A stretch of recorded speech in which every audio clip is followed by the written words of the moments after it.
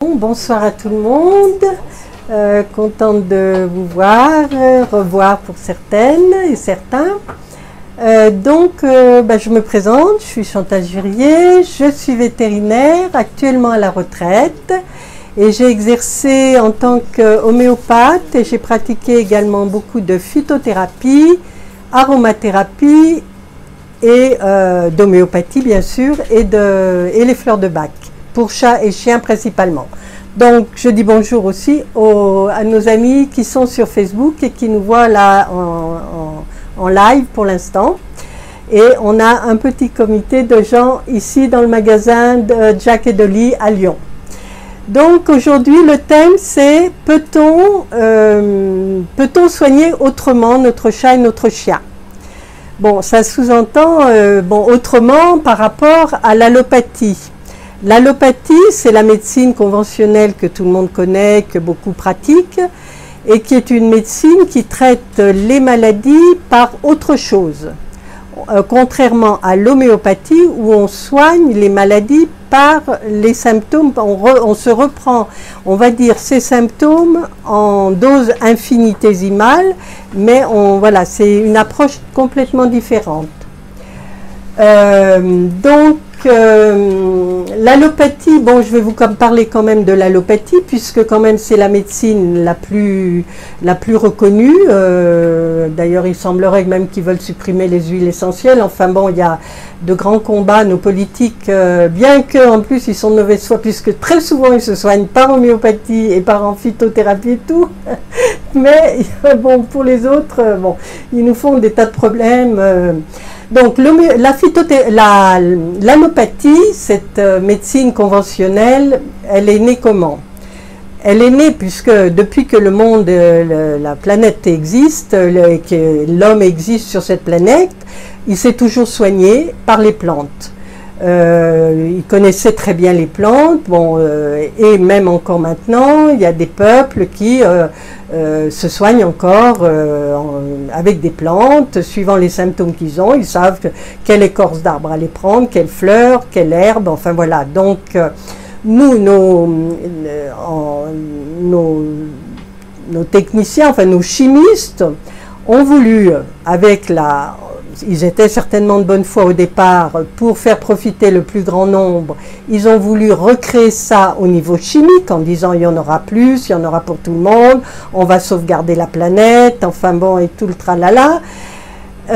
Certainement ils étaient de bonne foi au départ, mais seulement il est arrivé le moment où il y en a d'autres qui sont arrivés derrière en disant oh, mais c'est une bonne aubaine, on pourrait en profiter et faire de l'argent avec ça. Bon, enfin, je schématise, je reprends des raccourcis et tout. Donc, en fait, ces nos chimistes on sont allés voir les plantes, les ont étudiées, sont allés les prendre dans leur habitat et ont essayé de reconstituer les principes actifs des plantes en molécules chimiques. En disant comme ça va, voilà. Ce que je viens de vous dire, mais seulement, bon, il y a eu le profit qui s'est greffé là-dessus, les laboratoires pharmaceutiques ont bien compris qu'il y avait un gros business à faire et ils n'ont pas manqué de le faire et on connaît la suite. Donc ça c'est quand même important de le savoir dès le départ, puisque quand même ce sont eux qui dénigrent l'homéopathie, qui dénigrent la phytothérapie. En France on n'a plus d'herboristerie, on ne peut plus trouver des plantes, enfin c'est... je dis, il y a un moment, il y a quand même un peu de mauvaise foi à un certain point quand même, il faudrait quand même être un peu logique.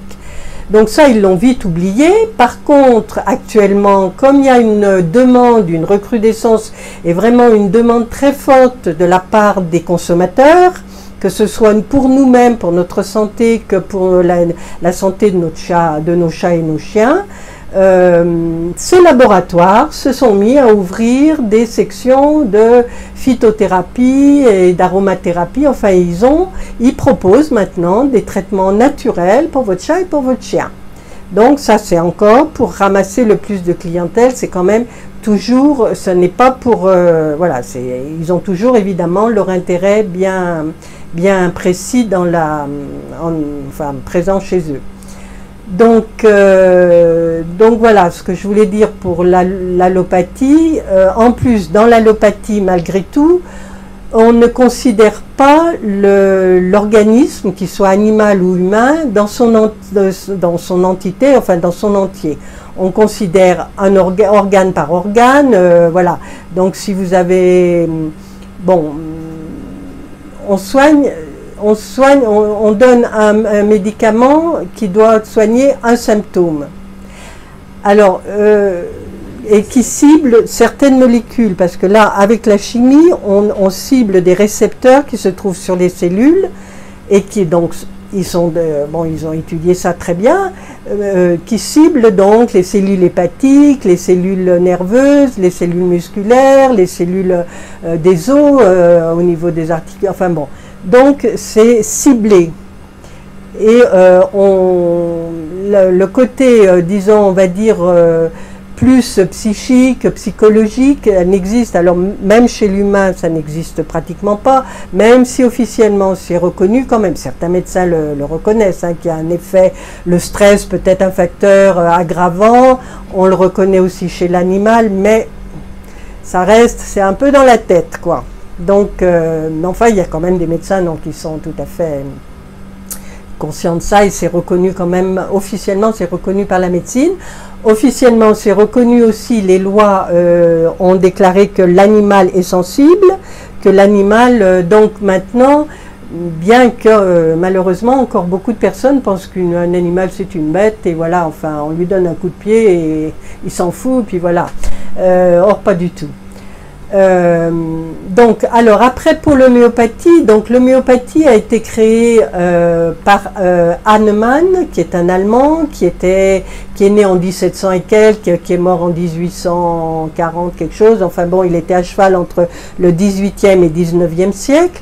Et lui, justement, il a eu cette idée que l'on pouvait soigner les maladies à partir de la maladie même. Donc, par exemple, bon, un cas pour expliquer ça, par exemple, si on a une piqûre d'abeille ou d'insectes, on se fait piquer, on a une boursouflure sur la main, enfin voilà, on a une réaction cutanée, qui peut être même, dans certains cas, il y a des gens qui font des grosses réactions, hein, pas seulement localement, qui font des emphysèmes, enfin des édèmes. Et donc, enfin, en tout cas, dans ce cas-là, on reprend le venin dans Apis mellifica, qui est l'abeille en latin, c'est l'abeille entière qui est broyée, qui est utilisée, hein, dont le venin. Il n'y a pas. Et donc, on se reprend, mais à dose infinitésimale, puisque c'est très dilué, et on se reprend donc la substance même pour solliciter l'organisme à réagir et à créer la réaction et son auto-immunité, quoi. Elle crée ses anticorps d'elle-même. Et je ne sais pas, enfin, si ça vous arrive d'être piqué, vous prenez tout de suite 10. Alors, il faut savoir aussi qu'en homéopathie, par exemple, si vous avez un tube de granules et que vous n'avez pas de dose, 10 granules, c'est l'équivalent d'une dose. Bon, ça peut rendre service dans certains cas. Bon, voilà, enfin, ça c'est une petite aparté. Donc, vous prenez vos granules d'Apis mellifica, par exemple, vous êtes à la campagne, vous savez que vous êtes sensible, il faut prendre avec vous un tube de granules en plus. Voilà, alors l'avantage c'est que c'est petit, vous pouvez mettre ça dans votre poche. Et c'est vrai qu'en même temps, l'homéopathie reste une médecine à part entière, qui ne coûte pas très cher, même si elle a beaucoup augmenté quand même, hein, j'ai remarqué. D'autre part, alors l'adage, si ça fait pas de bien, ça fait pas de mal, quand on parle de l'homéopathie, ça j'aimerais bien qu'on arrête de le dire, parce que ça c'est une idée complètement erronée, mais alors vraiment erronée, parce qu'au contraire, l'homéopathie prise à mauvais escient, prise dans voilà, un mauvais escient, peut provoquer des blocages, des suppressions de symptômes, et dans certains cas, les suppressions de symptômes peuvent être définitives. Et donc, ça veut dire que pratiquement, vous gardez ça à l'intérieur, ça monte en cocotte minute avec les années, et un beau jour, vous déclarez autre chose, quoi, un truc beaucoup plus grave. Donc, il ne faut pas dire c'est n'importe quoi, enfin, ça ne sert à rien, autant prendre un placebo, et c'est... Bon, ça, évidemment, c'est les détracteurs de l'homéopathie qui le disent, mais c'est faux. D'autre part, l'homéopathie considère l'organisme. Alors, si c'est une piqûre d'insecte, on ne va pas se mettre à étudier si on est si on est frustré, enfin je veux dire des tas de on va pas faire toute une liste de toutes les choses qu'on a, si on a tendance à avoir mal au foie ou pas. Là, on prend son apis pour sa piqûre. On le prend 5-CH. Alors, il faut savoir que donc l'homéopathie, les granules ou les globules d'homéopathie sont fabriqués à partir de teintures mères et donc ils sont dilués par exemple 0,99 pour 1 millilitre, 0,99 d'alcool et 0,1 de teinture mère qu'on dilue, qu'on secoue beaucoup, on fait des succutions. Maintenant, il y a des machines qui font ça, mais à l'époque d'Hahnemann, ils faisaient ça comme ça en tapant sur leur dictionnaire et en secouant plusieurs fois, enfin bon.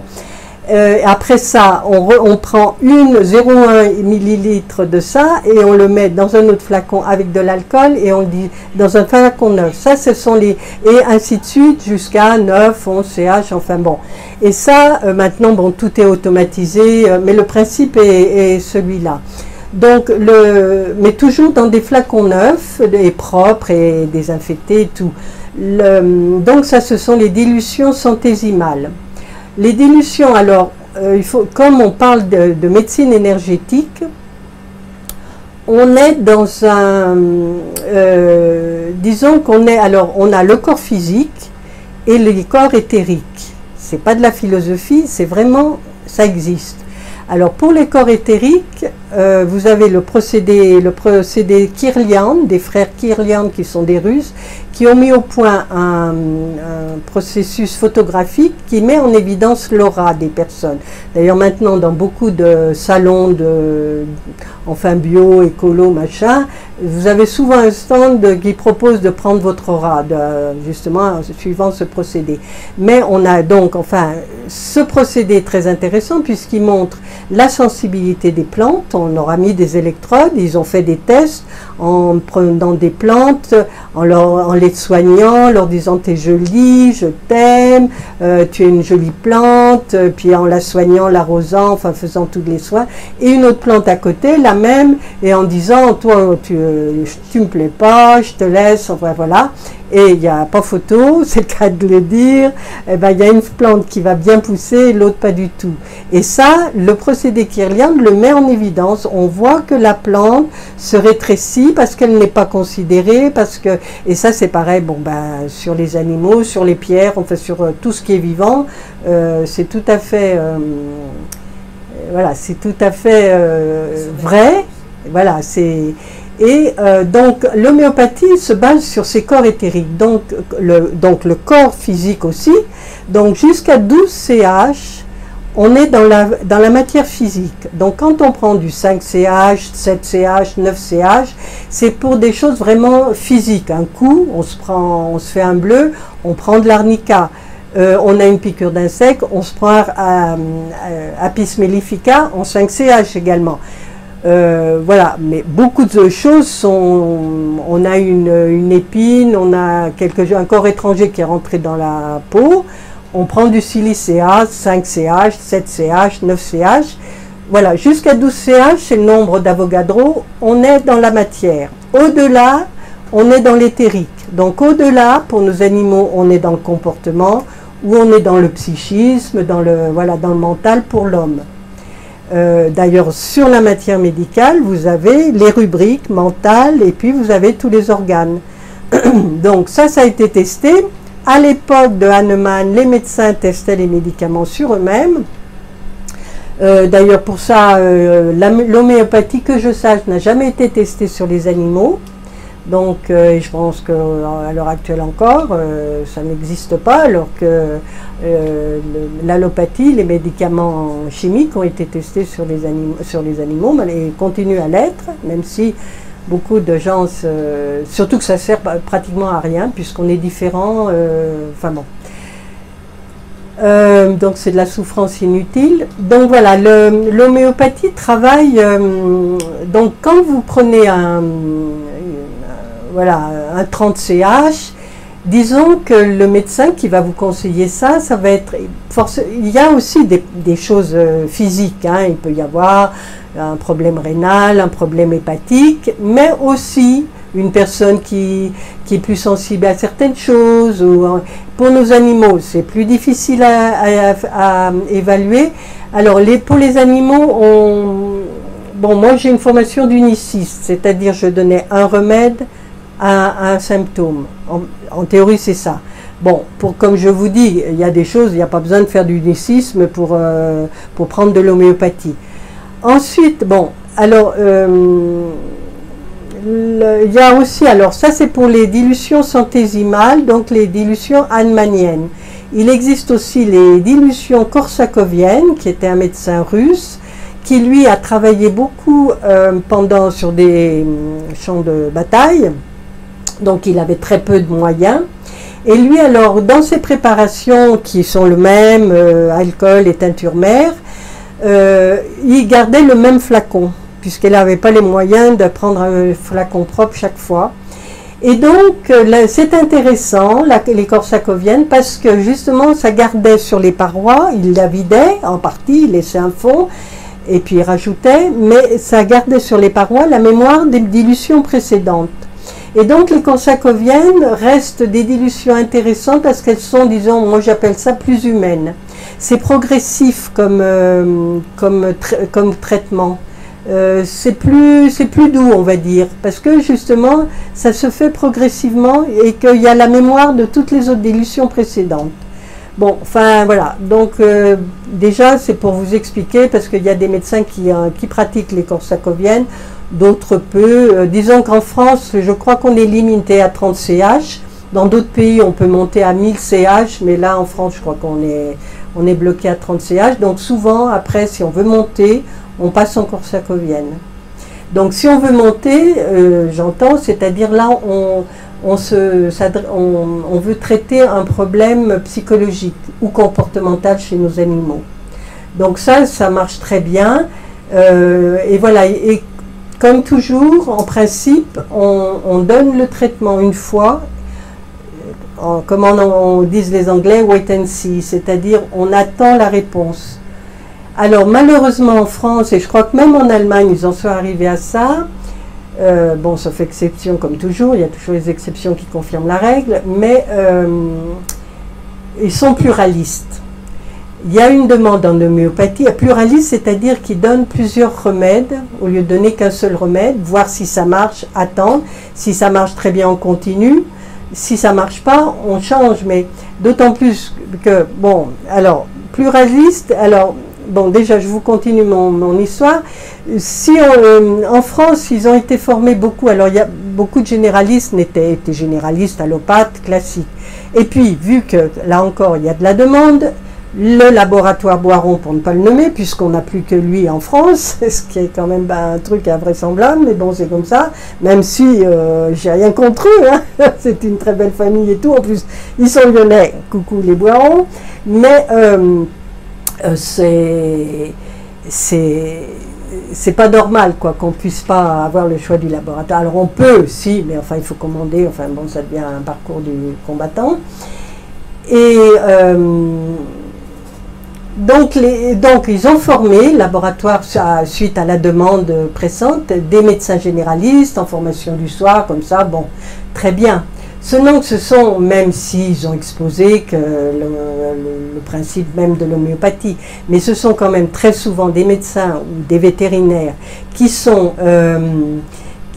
formés allopathiquement, c'est-à-dire un symptôme, on donne un médicament. Donc si on a plusieurs symptômes, on a la diarrhée, on a les vomissements, on a votre chien, voilà, on donne autant de remèdes que de symptômes. Et donc, il raisonne également de la même façon en homéopathie. Et ça, c'est pas souhaitable. Parce que même en la matière médicale, tout n'a pas été testé dans les médicaments homéopathiques, mais on ne connaît pas toujours, certains on le sait, qu'il ne faut pas utiliser certains médicaments entre eux, que c'est pas souhaitable. Parce qu'ils ont vu qu'il y avait des effets néfastes de les associer. Mais il y en a, donc ça, très souvent, à mon avis, les médecins et les vétérinaires, pareil, ne le considèrent pas. et il peut y avoir des interactions qui ne sont pas souhaitables.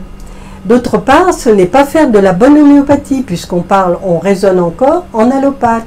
Donc, c'est pas, enfin bon, c'est pas souhaitable.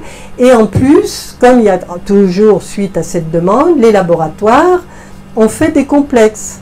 Ce qui est bien pratique aussi, hein, je n'ai pas du tout.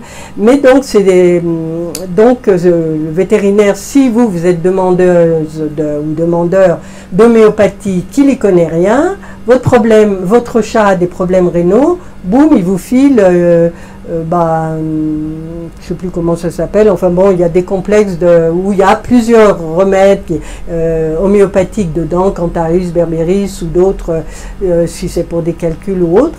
Et on prend ça et voilà, la cliente est contente, le chat, ça ne va pas lui faire du mal.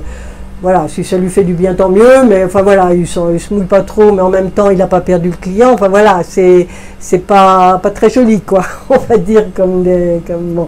Et malheureusement, ça existe, mais en même temps, c'est vrai que ça peut sauver des situations, hein, c'est vrai que ça peut être très pratique, même bien qu'ils soient alcoolisés pour les animaux, ces préparations, ces complexes, ils arrivent à être bien pris par les animaux, on met ça sur la nourriture.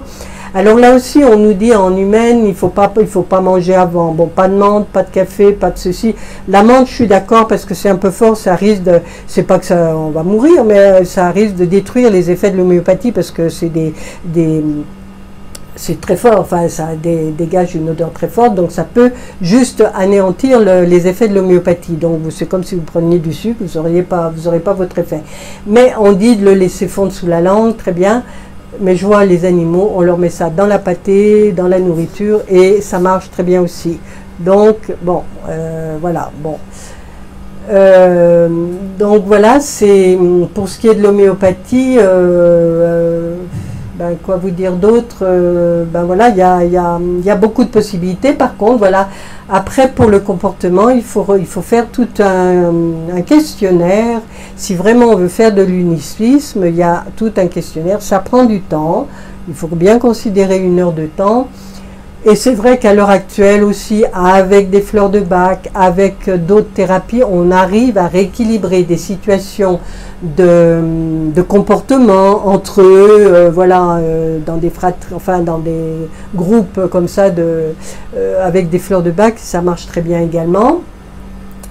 Et sinon, vous avez aussi les huiles essentielles. Alors là, il tourne une pétition comme quoi il semblerait que on veut supprimer les huiles essentielles. Je ne sais pas si c'est un fake ou pas, parce que moi j'ai cru que c'était un fake au départ, et puis il semblerait, Dr Willem même a envoyé ça, alors je me dis, ou il est victime aussi du fake, ou je ne sais pas, parce que les fake news aussi circulent sur internet, alors par moment on se demande, on dit, mais ils n'ont pas autre chose à faire que, il me semble qu'il y a des problèmes plus importants à traiter que... Mais bon, je ne sais pas, ça, en tout cas les huiles essentielles, c'est vrai que, alors pour les animaux, il faut les utiliser avec beaucoup de précaution, et si on n'est pas, voilà, on n'est pas trop habitué, le mieux c'est d'acheter maintenant, il existe des préparations faites par des labos justement qui sont préparées, qui sont prévues pour chats et chiens. Donc là vous prenez moins de risques. Il y a des sprays qu'on peut mettre sur le poil de l'animal qui le protège des tiques et des puces. Il y a Tic et Puce d'ailleurs que moi j'utilisais beaucoup, qui est un spray qui fait aussi bien sur l'animal que sur les coussins, enfin en extérieur, tout ça, qu'on peut mettre avant les promenades. Je crois que c'est le laboratoire Solibio. Enfin bon, je ne suis pas payée par aucun labo, hein, je vous dis tout de suite, mais bon, c'est juste, voilà, c'était un laboratoire que je pratiquais, et je dois dire que ce spray était bien. Alors bon, mais dans les magasins bio vous en trouvez, enfin on en trouve de toutes sortes, donc ça c'est bien, mais c'est plus, alors tout ce qui est naturel il faut le renouveler plus souvent par rapport à la chimie. La chimie en général, bon, par exemple si on veut parler des tiques et puces, les pipettes de Stronghold ça dure 1 mois en principe. Alors moi je vous déconseille fortement n'en déplaise à Mérial, que j'apprécie pour d'autres choses, pour les vaccins par exemple, mais le Frontline Combo, ça je vous déconseille fortement, et encore actuellement, enfin, il est quand même neurotoxique, et moi j'ai eu des cas quand même, on avait des chats et des chiens même, qui ont eu des réactions très fortes. Bon, enfin, toujours est-il que, voilà, avec l'allopathie, on a quand même des effets, et des effets secondaires quelquefois qui ne sont pas négligeables. Donc, mais c'est vrai qu'il y a des animaux et même des personnes qui se nourrissent, enfin qui se soignent que comme ça, qui ne meurent pas si jeunes que ça aussi, qui arrivent à bien vivre. Donc ça, bon, bah, tant mieux pour eux. C'est vrai que, bon, je ne veux pas dire que je ne suis pas contre un antibiotique, ça c'est sûr que non. Je veux dire, par contre, je suis plutôt contre la cortisone et voilà, adopter la cortisone voilà, de façon un peu systématique, quand on ne sait pas quoi faire, boum, on fait une piqûre de cortisone, et ça, moi j'ai des confrères qui me l'ont dit, mais qu'est-ce que tu te casses les pieds, tu le boostes à la cortisone, et ben, je m'excuse, moi j'ai jamais eu de cortisone avec moi, ça c'était hors de question, même si je reconnais que dans certains cas, ça peut être utile, mais il ne faut pas en abuser, comme de tout, il ne faut pas en abuser. Donc, ça peut sauver une situation, donc ça je reconnais, bon, mais quelquefois c'est un peu trop systématique. Donc après ça, vous avez aussi, on peut soigner notre chat et notre chien par méthode naturelle comme ben, les vieux remèdes de grand-mère. Alors bon, je l'ai dit, je crois, enfin je l'ai dit déjà sur mon site, mais je l'ai dit peut-être la dernière fois, enfin il y a l'ail, par exemple, qui est un très bon vermifuge, un très bon fluidifiant qu'on peut faire prendre soit par voie orale, soit en mettant sous le chaton, sous le ventre quand il dort, soit dans la nourriture. Il y a des chiens qui acceptent de manger de l'ail cru. Bon, là encore, s'il faut le... Oui. Pourtant, l'ail, on dit que c'est dangereux pour le chien. Oui, ben, moi je soignais que comme ça, j'ai jamais eu de réaction négative, mais c'est vrai. Alors je sais pas pourquoi on dit ça, parce que moi j'avais même un chien, on pouvait plus tenir, sa maîtresse pouvait plus tenir l'ail à la maison. Il faut qu'il soit cru ou cuit l'ail? Alors pour qu'il soit efficace en tant que vermifuge, il faut qu'il soit cru. Dans des cas désespérés où vraiment ou parce que votre chien ou votre chat a été vermifugé précédemment, parce que bon, alors ça c'est autre chose, mais quand on vermifuge, moi j'aimais bien avoir un protocole sur 3 jours. Or, on ne peut pas le faire avec n'importe quelle molécule, et très souvent votre vétérinaire vous donne un comprimé en fonction du poids de l'animal, et c'est basta. Or, si l'animal est parasité, et ça arrive dans les meilleures familles, une seule fois c'est pas suffisant, et parce que il va éliminer les vers, les parasites, les larves le premier jour, mais une partie peut mourir, il peut y avoir lisse de ces parasites, de ces larves à l'intérieur des intestins. À ce moment-là, il y a diffusion des endotoxines, votre animal peut avoir d'ailleurs une très forte fièvre, et très mal, tout complètement aplati et tout, enfin aplati, enfin raplapla quoi, enfin bon, et donc ça c'est signe qu'il est parasité. Et moi j'ai eu plusieurs fois des personnes, des clientes qui sont venues, que je ne connaissais pas à l'époque, qui m'ont dit, alors parce que moi la vermifugation c'est quand même important, je demandais toujours, ça faisait partie des questions que je demandais quand je ne connaissais pas l'animal. Et j'ai eu plusieurs fois des personnes qui m'ont dit « Oula, moi je ne vermifuge plus mon chien ou mon chat, parce que la dernière fois que je l'ai fait, j'ai cru qu'il allait mourir. » J'ai dit « Bon, d'accord, je comprends, mais si on s'était connu, je vous aurais dit au contraire. Mais on ne peut pas le faire s'il a pris du Milbemax, par exemple, alors il faut continuer avec des méthodes naturelles. » Alors par exemple chez Anibio vous avez Stopvern qui est à base de plantes qui sont, sinon vous avez l'ail, sinon vous avez, ou alors vous avez le seul vermifuge chimique enfin le seul que je connaisse, parce que je ne connais pas tout, c'est le flubendazole, les vermifuges à base de flubendazole. Ça c'est une molécule qu'on peut utiliser pendant 3 jours, 2 ou 3 jours suivant. En général on propose 2 jours pour les chats et 3 jours pour les chiens. On a l'argile aussi comme traitement naturel. Alors l'argile, elle fait des miracles. Alors l'argile, il y a quand même des choses à dire. Alors surtout, ne jamais utiliser en cas de tumeur.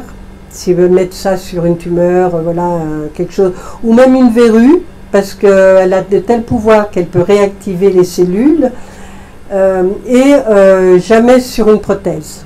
Parce que j'avais eu une cliente qui pensait en elle faisait de l'argile comme ça, elle pensait bien faire, sa chienne s'était fait opérer, on lui avait mis une prothèse, et puis un beau jour, là, on a vu un truc sortir, et c'était la prothèse qui s'était baladée. Donc, oui, c'est vraiment, ça aspire, hein, c'est vraiment, c'est puissant l'argile.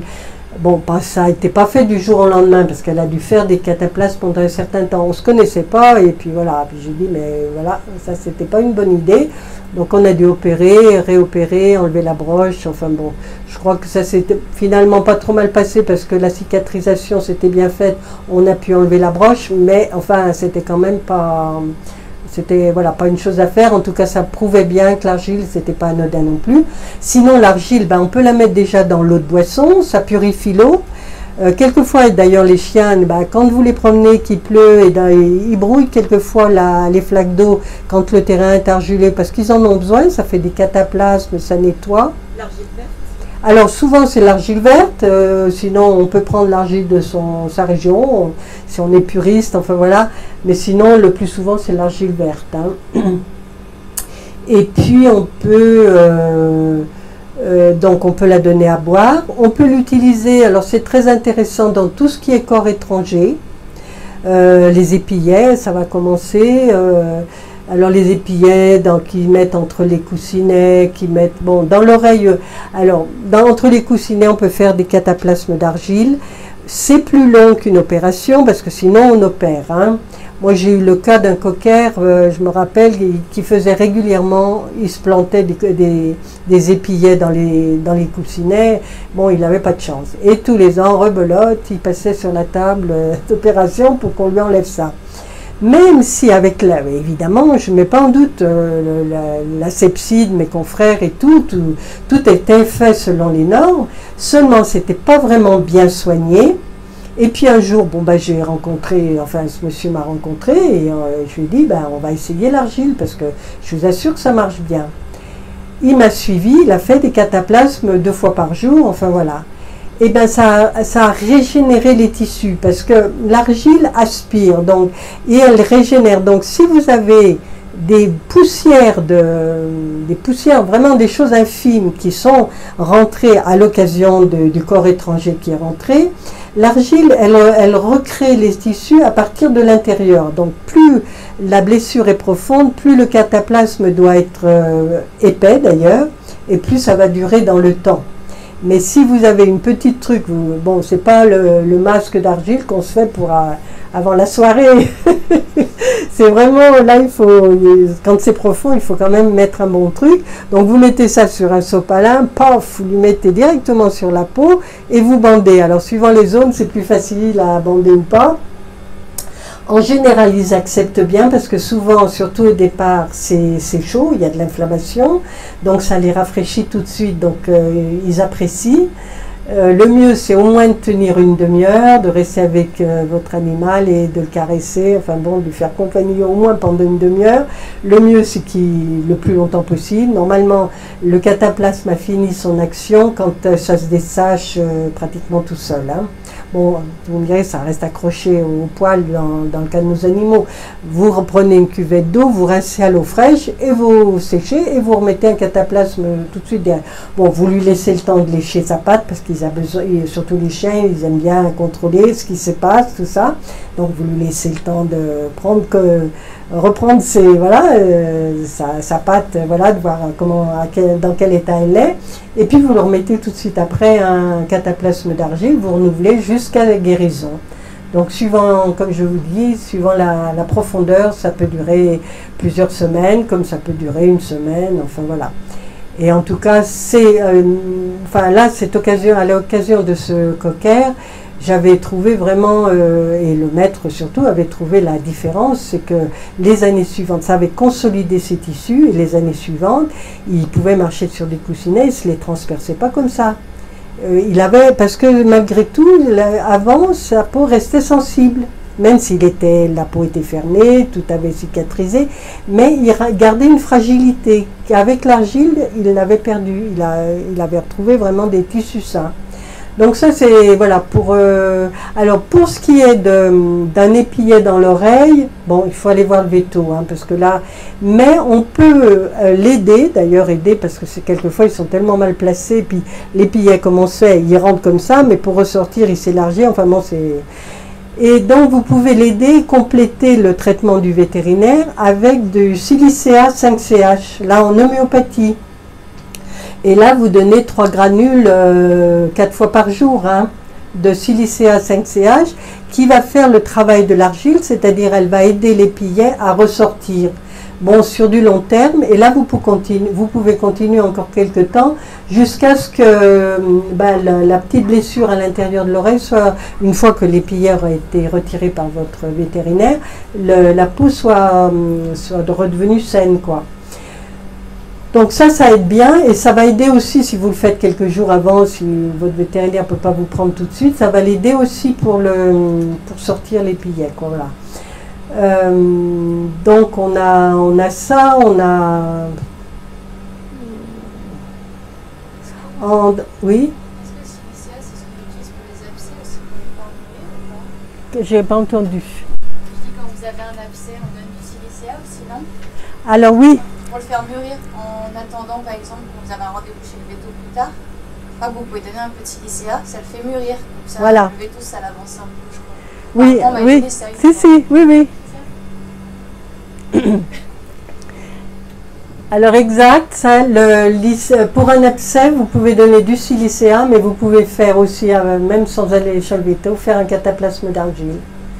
Parce que l'argile, alors silicea par voie interne et cataplasme d'argile externe, et là ça va absorber alors c'est vrai que quelquefois c'est un peu, alors beaucoup de blessures, hein, comme ça on peut mettre de l'argile. Moi personnellement je l'ai beaucoup fait très souvent, j'ai eu même une fois un chien déchiré complètement là, et c'était pas facile de le bander, qui s'était mis, je sais pas, il avait passé sur un grillage, enfin vraiment on m'est déchiré. La maîtresse, bon, m'a suivi, elle était à 100%, elle était complètement d'accord. On lui a fait des cataplasmes d'argile 2 fois par jour, on renouvelait des gros cataplasmes, on bandait, enfin bon, et ben je dois dire que on ne voyait plus, bon pas tout de suite, hein, ça a mis du temps, hein, ça a bien mis 15 jours, 3 semaines, pour vraiment, mais enfin assez vite, ça s'est recicatrisé, et l'avantage c'est qu'on est sûr qu'en dessous les tissus sont sains, qu'il n'y a pas des petites impuretés qui restent, et franchement une qualité de vie après, enfin bon, moi je l'ai fait beaucoup sur des grosses blessures, moi, il faut l'accord évidemment du propriétaire, quelquefois c'est tellement impressionnant qu'on préfère l'envoyer en clinique et pas voir les horreurs de la guerre, mais bon, moi je pense que vraiment l'argile fait un très beau travail. Bon, ça fait pas de publicité à mes confrères chirurgiens, mais je suis désolée, mais enfin bon, je trouve que ça marche, et après chacun voit comme il peut, mais en tout cas pour tout ce qui est corps étrange, même pour nous, quand on jardine ou autre, on se met une épine, on se met tout de suite un cataplasme d'argile, voilà. Et puis, donc pour les abcès, pour les épillets, pour tout ce qui est corps étranger, quoi vous dire d'autre, enfin, on peut soigner réellement, et on a plus, à mon avis, d'arsenal avec les médecines naturelles qu'avec l'allopathie, n'en déplaise aux allopathes, puisque quand même ils ont des anti-inflammatoires corticoïdiens ou non corticoïdiens, des antibiotiques. Enfin, je veux dire, après, il y a beaucoup de labos qui font, alors on propose tout le temps des diurétiques, des choses comme ça, des traitements pour le cœur, des traitements pour l'arthrose, tout ça, mais souvent il y a justement des plantes dedans, enfin de plus en plus. On a donc je pense que on a quand même plus d'arsenal en homéopathie, en phytothérapie, et on peut mélanger tout ça. Les huiles essentielles sont très intéressantes, mais il faut en faire attention, il faut être voilà, prudent. Mais on peut les utiliser, contrairement à ce que disent certains. Alors c'est peut-être par précaution, surtout pas d'huile essentielle pour les animaux. Bon, c'est un principe de précaution, mais on peut, voilà, si c'est fait avec précaution, on peut les utiliser. Et puis, ben, oui. Sur Facebook, il y a France qui demande si pour l'épaissure on utilise de l'argile verte ou blanche. Oui, alors on utilise, comment elle s'appelle, France? France Pico. Oui, bon, enfin, alors donc, oui, moi j'ai toujours utilisé de l'argile verte. L'argile blanche, ça marche aussi puisque c'est de l'argile, le principe de l'argile. Mais bon, souvent, d'abord on ne le trouve pas en concassé. Quand on doit faire des cataplasmes, ben, il faut quand même une quantité. Alors moi, je vous conseille, donc l'argile blanche, on le trouve généralement, c'est plus pour les basques de beauté. Donc on le trouve en poudre et en petits flacons. Ou alors pour se faire son dentifrice, enfin pour faire des préparations comme ça un petit peu en petite quantité. Mais moi j'ai toujours utilisé l'argile verte parce qu'on la trouve quand même dans des sacs de 3 kg en concassé ou 1,5 kg, je ne sais plus. Et alors là, moi je vous conseille d'avoir toujours un saladier où vous mettez votre argile concassée, vous mettez de l'eau par-dessus, vous remplissez et vous la laissez qu'elle réabsorbe l'eau. Il faut qu'elle soit toujours un peu humide, pas trop. Et en cette saison en particulier, si vous avez un balcon ou encore mieux un jardin, vous laissez ça dehors. Bon, par exemple, je laisse mon saladier dehors avec de l'eau en dessus et mes chats vont la boire. Parce qu'ils ont d'autres gamelles d'eau et ils vont là. Si je retire mon saladier parce que je veux me faire un cataplasme, ils disent mais où tu vas toi avec ton... Voilà. Et vous la laissez tout le temps? Oui. Alors l'hiver je la retire parce que sinon mon saladier va geler. Mais sinon, oui, au contraire, sous la pluie, sous le vent, sous le soleil, parce que c'est de la terre, il faut qu'elle se recharge. Hein. Donc moi, alors il ne faut pas utiliser de métal avec l'argile, plastique, bois ou verre, enfin, ou faïence, enfin voilà. Et pour la remuer, ben, vous prenez pour la reprendre, ou une cuillère en bois ou en plastique, quelque chose, voilà. Et le mieux, ben, c'est de prendre un sopalin un peu épais et puis de mettre une quantité en fonction de la blessure, de ce qu'on veut soigner, de le mettre dessus et après, paf, on l'applique sur la zone et on bande. On prend des grandes bandes pour le chien, on les saucissonne, enfin voilà quoi. Et c'est vrai qu'il y a des zones qui ne sont pas très pratiques. Là, moi, je me rappelle ce chien sous les selles comme ça, on s'en est vu, mais on y est arrivé. Quoi. On y arrive et puis bon... comme je vous dis, en général, surtout au départ, l'animal apprécie parce que ça lui donne beaucoup de fraîcheur et souvent c'est quand même douloureux. Hein. Quand on se blesse, déjà c'est chaud et puis c'est douloureux. Quoi. Et en interne, l'argile, c'est efficace en interne? Alors en interne, ben, c'est de l'eau pure, disons, puisque l'argile absorbe les impuretés, donc c'est comme s'ils buvaient de l'eau de source, quoi. Donc s'ils le brouillent, ça veut dire qu'ils en ont besoin, qu'ils ont peut-être un peu s'ils brouillent avec la pâte, c'est qu'ils ont un peu d'irritation. Donc ça leur fait un pansement naturel au niveau gastrique. S'ils le font naturellement, il faut les laisser faire, hein, il ne faut pas... Des chats ou des chiens? Bah, les deux, parce que moi je vois, il y en a quelquefois quand je viens de verser de l'eau que ça la trouble, ils arrivent tout de suite. D'autres non, mais il y en a, je vois qu'ils ont envie de prendre un peu d'argile en même temps. Et donc voilà, ça nettoie. Mais en général, enfin il n'y a pas de risque. En tout cas, il n'y a pas de risque. D'ailleurs, certains le mettent au fond du lait. Autrefois, pour ceux qui boivent du lait, on le mettait pour empêcher le lait de cailler, quoi. Et d'ailleurs, moi, je l'avais fait le test et l'argile sentait le fromage. Quand j'ai récupéré, bon, il y a des trucs comme ça. Et bah, il y a des livres qui ont été écrits sur l'argile. Voilà, il y a d'Extrait qui avait repris pas mal de choses là-dessus. Raymond d'Extrait, si mes souvenirs sont bons. Et voilà, donc on peut... la nature nous offre beaucoup de choses, hein. On peut... bon, bah, on connaît le plantain aussi, si on a, pour nous, se frotter si on a une irritation quelconque d'un insecte là aussi. Pour les chats et les chiens, on peut le faire aussi. Évidemment, ils ont du poil, alors il faut un petit peu soulever le poil et passer par en dessous pour être... mais bon. Voilà, enfin... je ne sais pas si vous avez des questions sur des choses naturelles. Moi, je voulais savoir, je donne à mes chiens depuis, ça doit faire 15 jours, 3 semaines. J'ai lu sur internet, alors après, je sais pas. Je leur donne du vinaigre de cidre pour les tiques et les puces. Et je reconnais que mes chiens ont juste la médaille tic-clic. Et on trouvait quand même des tiques. Et je leur mets dans l'eau. Et tous les jours, chaque fois que je change la gamelle d'eau, je mets une cuillère à café, peut-être une cuillère à soupe. Enfin, je verse un petit peu. Et visiblement, ça marche super bien, parce que je vais toucher du bois, mais je trouve plus de tiques. D'accord. Alors qu'en ce moment, c'est un peu la saison. Oui, oui. Je voulais savoir ce que vous en pensiez. Alors, le vinaigre de cidre, je sais que beaucoup le pratiquent. Moi, personnellement, je ne l'ai pas pratiqué, mais je peux comprendre que ça nettoie le sang. La question, je pense, c'est que ça nettoie le sang, parce que quand on attire facilement les tiques, on a un sang un peu chaud, comme nous, quand il y a des personnes qui attirent plus.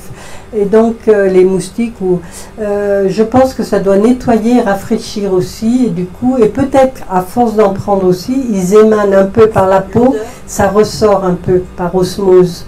Ça peut être nocif, ou je peux leur en donner tout l'été Bah écoutez, moi très franchement, j'ai pas la pratique, mais je pense pas que ce soit nocif. Vu que c'est dilué, je pense pas, hein, puisque... Ils s'en foutent, ça n'a pas l'air de les déranger. Hein. Oui. Bah, au contraire, s'ils n'attrapent pas les parasites, surtout les tiques, c'est quand même pas des cadeaux. Et c'est vrai qu'avec cette alternance de temps là, humide et chaud, alors ça, oui, c'est pas... Donc vous mettez dans l'eau de boisson. Oui, je pourrais essayer pour mes chats, je vous dirais ça. Parce que moi, effectivement, ils prennent des tiques. Enfin, j'essaye de tondre, on essaye de tondre aussi, parce que aussi dans les hautes herbes. C'est pas facile en ce moment de tondre, parce qu'il fait chaud, il pleut. Oui. Et là, c'est vrai que j'ai encore regardé hier au soir, et même ce matin, il n'y a rien. Donc, oui. Non, mais pourquoi pas, il n'y a pas de raison, puisque effectivement, la médaille T-clip aussi fonctionne bien. Oui, hein. mais je pense que dans des périodes comme ça, il faut vraiment booster la médaille aussi. Essayez à la maison, essayez le vinaigre de cidre dans l'eau et vous nous direz si ça marche, mais pourquoi pas. En tout cas, voilà. Ça coûte moins cher que tout ce qu'on a. C'est sûr, puis là vous savez ce que vous donnez, donc là encore, quand on peut faire avec les choses naturelles, parce que il n'y a pas photo, quoi. Chantal, pour un chat, le vinaigre de cidre aussi? Écoutez, moi je vais essayer pour les miens, alors je vous dirai ça, mais de toute façon le chat il est pas bête, si ça l'attire pas, il ira pas. Hein. Bon, évidemment, il ne faut pas en mettre 1 litre. Hein. Il faut en mettre juste, vous mettez vos... moi j'ai une gamelle pour mes chiens, parce que j'ai 2 chiens, donc j'ai une gamelle comme ça. Qui fait quoi, 2-3 litres? 5 litres. Les gros c'est 5 litres. 5 litres. Je mets une cuillère à soupe. Bon, alors donc madame met une cuillère à soupe pour 5 litres d'eau. Donc voilà. Pour les chats, suivant la quantité d'eau, évidemment, vous mettez, si c'est une petite gamelle, une cuillère à café. Et essayez, de toute façon, le chat, si ça ne lui plaît pas, il n'ira pas. Le chat, on ne peut pas le contraindre, enfin voilà. Si ça lui parle et s'il en a besoin, il ira. Alors, et si ça lui apporte des... En plus, le vinaigre de cidre, en général, il est bio. Enfin voilà, je veux dire, la pomme a quand même des vertus. Donc, je pense que oui, il y a... Voilà, sinon il y a la terre de diatomée aussi qui est bonne, qu'on met localement. Mais la terre diatomée, il faut le saupoudrer chaque fois qu'on va sortir. Bah oui, parce que ça tombe, hein, c'est comme les huiles essentielles, les sprays aux huiles essentielles. Mais disons, quand on sait qu'on va partir dans la forêt, qu'on va partir, ou qu'on sait qu'il va y avoir des hautes herbes, moi je conseillais toujours de donner un grand coup de spray aux huiles essentielles, donc prévues pour ça, sous les pattes, sous le ventre, en plus de la médaille clip, de façon à ce que, bah déjà par l'odeur, les parasites vont pas trop sauter sur votre chien. Et voilà quoi. Mais c'est vrai qu'il faut le renouveler chaque fois quoi, ou enfin tous les 2 ou 3 jours on va dire. Mais c'est bien d'avoir voilà ça sous la main et voilà. Et donc on peut soigner nos animaux avec des méthodes naturelles. Ça n'empêche qu'on peut recourir évidemment quand il faut à la chirurgie, quand il y a besoin, enfin je veux dire, mais les méthodes naturelles donnent beaucoup de possibilités et à mon avis plus que l'allopathie. Et avec le fait qu'on considère notre chien ou notre chien comme une entité, comme un être à part entière, avec sa sensibilité, avec un voilà. Le foie n'est pas détaché des reins ou du cœur, enfin je veux dire c'est un ensemble et ça c'est important de le dire quand même et là on ne peut pas dire c'est dans la tête, enfin voilà quoi. L'homéopathie vétérinaire prouve que l'homéopathie marche parce qu'on ne peut pas convaincre un chat ou un chien qui va aller mieux parce qu'il prend 3 granules. Je veux dire, il faut vraiment être de mauvaise foi pour continuer à nous dire non mais attendez, ça n'a pas été prouvé scientifiquement. Ben, nous, on regarde les faits, on est dans le concret, puis c'est tout. Et ça a été quand même, il y a eu quand même beaucoup d'études de fait. Quand même, beaucoup d'homéopathes se sont dédiés et ont fait des recherches. Et donc, bon, quand on est de mauvaise foi, on est de mauvaise foi. C'est tout. Voilà. Et donc, ben, moi, je vous invite à aller voir mon site www.amourdechatsetchien.com. D'aller voir ma chaîne YouTube. Sur mon site, vous avez tout. Vous avez les réseaux sociaux. Vous cliquez sur YouTube et vous verrez mes vidéos. Et vous avez la possibilité, si vous avez vraiment une question très spécifique pour votre animal de compagnie et que vous voulez un conseil approprié, je propose un échange sur Skype d'1 heure contre 48 €. Voilà. Vous savez tout, vous avez toutes les informations sur le site et sachez que je reste très disponible. Vous pouvez me contacter, je suis assez réactive. Voilà. Sauf quand je suis en conférence, le portable est sur avion, mode avion. Voilà, je vous remercie. Bonne soirée à tous.